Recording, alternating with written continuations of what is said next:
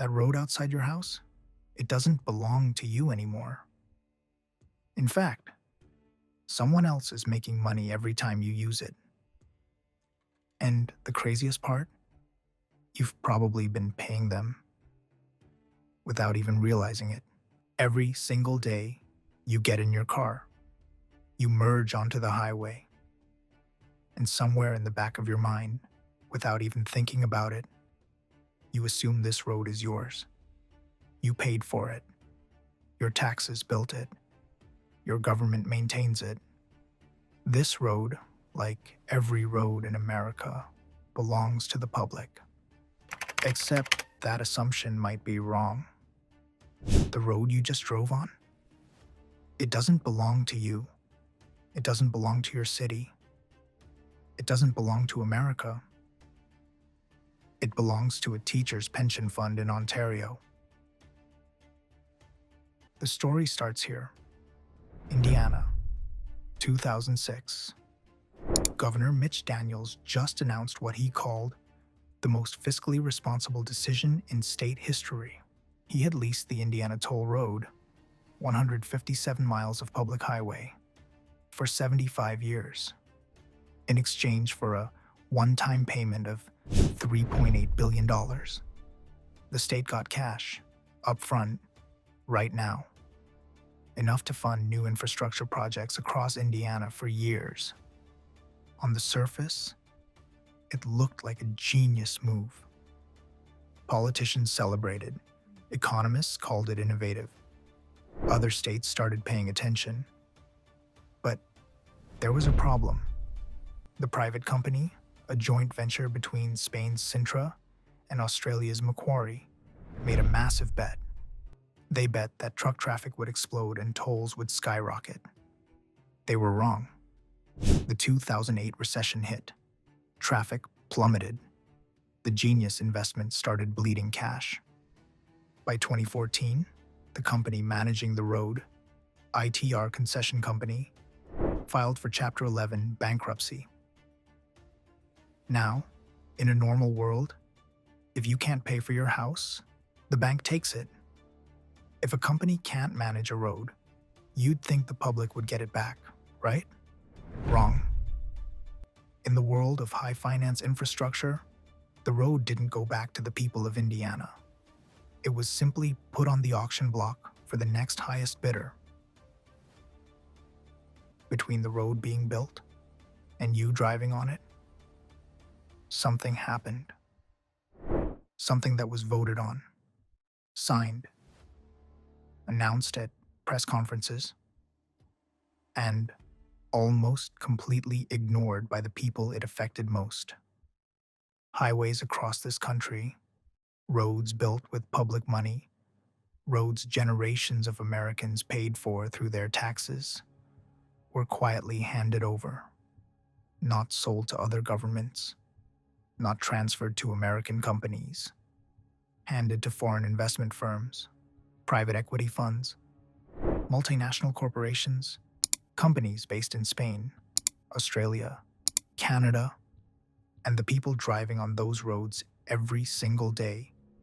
Commuters, truck drivers, families have no idea who actually owns the road beneath their tires. So the question is simple. How did this happen? And maybe, more importantly, who led it? In 2015, a new buyer stepped out of the shadows, IFM investors. They didn't just buy the lease, they paid $5.7 billion for it, nearly $2 billion more than the original price. But here is the detail that should make your skin crawl. IFM Investors isn't a traditional corporation. It's an investment arm owned by 27 Australian pension funds. This wasn't a failure of the system. It was a transition. The ownership structure changed, but the contract stayed the same. Inside that 2006 lease, the one currently sitting in a vault, is the legal right to raise tolls every single year, tied to inflation, automatically, for 75 years. That means your children will pay tolls on this road. Your grandchildren will pay tolls on this road.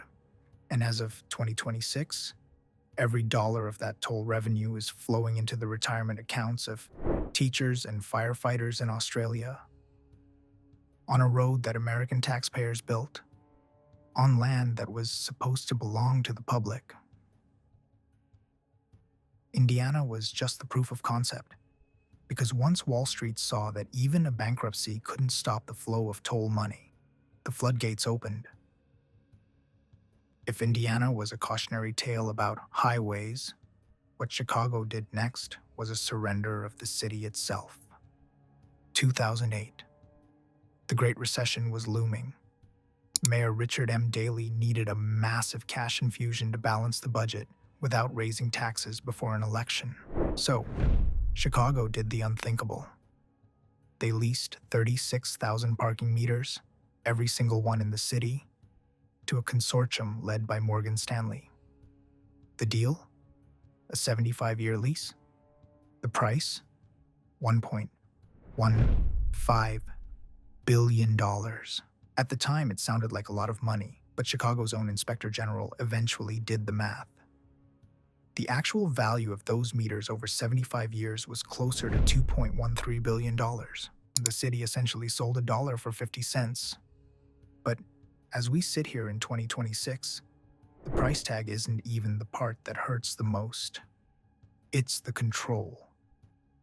Under the contract, if Chicago wants to do anything with its own streets, they have to check with the company first. Want to hold a street fair?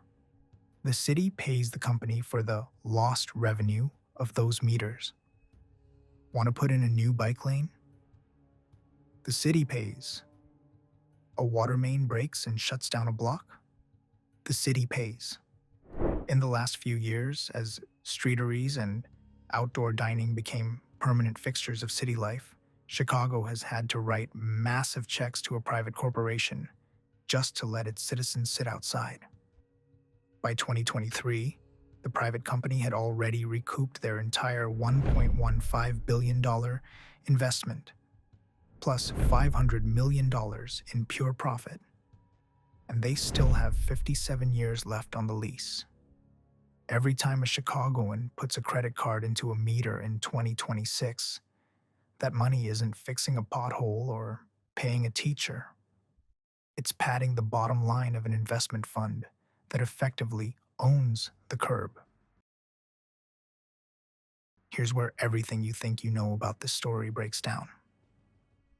Because by now, you're probably thinking these are the villains: private equity, foreign corporations, extracting money from American commuters. And that's a clean story, a satisfying one, except it's not quite right. The money flowing into these infrastructure deals, the capital behind Macquarie, behind Sintra, behind Morgan Stanley's parking meter fund, a significant portion of it comes from pension funds, teachers' retirement accounts, firefighter pensions, public employee funds. Your retirement savings, if you have them, may be invested in a fund that owns a toll road that charges you to drive to work.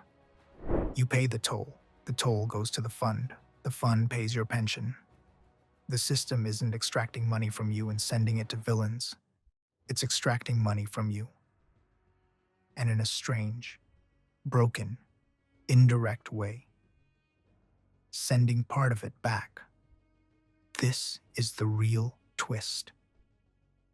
The reason this keeps happening isn't corruption. It isn't conspiracy. It's something much more mundane and much harder to fix. Governments think in election cycles: 2 years, 4 years, 6 years. Infrastructure investors think in decades: 30 years, 50 years, 75 years. When those two timelines collide at a negotiating table, the politician takes the cash, every time, because the cost lands on someone who isn't in the room yet. So here's what's actually true. The road is still there. It still goes where it always went. You can still drive on it. But the relationship between you and that road, the one you assumed without ever thinking about it, that relationship was quietly, legally, permanently altered. Not by a revolution, not by a scandal, by a press conference, a budget crisis, a contract signed on a Tuesday afternoon while everyone was looking somewhere else. The Indiana Toll Road lease expires in 2081. The Chicago Skyway lease expires in 2104. The Chicago parking meters expire in 2083. Most of the people driving on these roads today will never see them return to public hands. That child will pay tolls their whole life on a road their great-grandparents built. And the question, the one that nobody in any of those press conferences ever actually answered, is a road still public if a foreign corporation controls it for the next 75 years? Is infrastructure still owned by the people if the people have no say in what it costs? Or have we just agreed, quietly, without ever being asked, to rent back something we already paid for? The Indiana Toll Road was built with public funds in 1956. In 2006, it was leased to a Spanish-Australian corporation. The lease expires in 2081. You were never told. The roads you thought you owned